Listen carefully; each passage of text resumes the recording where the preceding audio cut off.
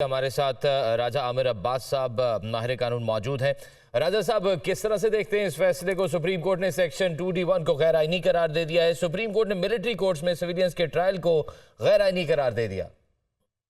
देखिए, supreme court में ये जो हियरिंग्स चल रही थी काफी अरसे से, इसमें बुनियादी सवाल यही था कि आइन का आर्टिकल 8 सब क्लॉज 3 जो कानून साजी की इजाजत देता है, तो उसमें जो एक आर्टिकल उसका 8 का 1 और 2 है कि जी फंडामेंटल राइट्स के खिलाफ कोई भी कानून साजी नहीं हो सकती, और उसके साथ उसकी सब क्लॉज सी है जिसमें ये था कि आर्मी के जो फंक्शनिंग है और उनके जो डिसिप्लिन को मेंटेन करना है, उसके लिए जो कानून साजी होगी उसमें ये फंडामेंटल राइट्स की चैप्टर को नहीं देखा जा सकता।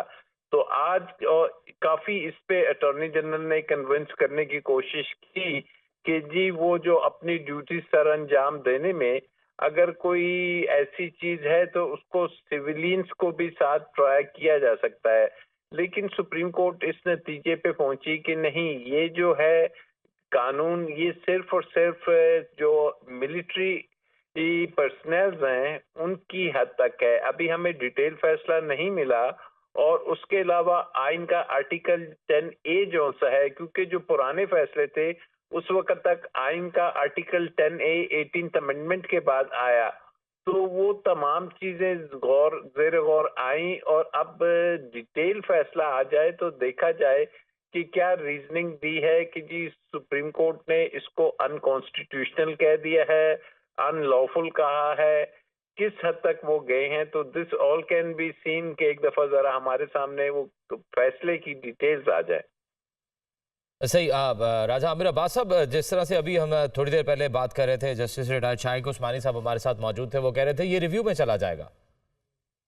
नहीं, रिव्यू में नहीं जाएगा, ये अपील में जाएगा, क्योंकि अब इसमें जो आर्टिकल 184(3) के तहत जितने भी फैसले होंगे उसमें अपील का राइट दे दिया गया है। जो supreme court rules and procedure की जो लॉ को बना है, तो ये विद इन 14 डेज इनको या 30 डेज अपील होगी, और उसके बाद 14 दिन में इसने लगना है। तो अपील में जाए तो वो एक अब कानूनी उसकी एक हैसियत है जिसमें एक लार्जर बेंच बनेगा। ये 5 जजेस का था, अब गालिबन सही। 7 या 9 जजेस का बेंच बनेगा।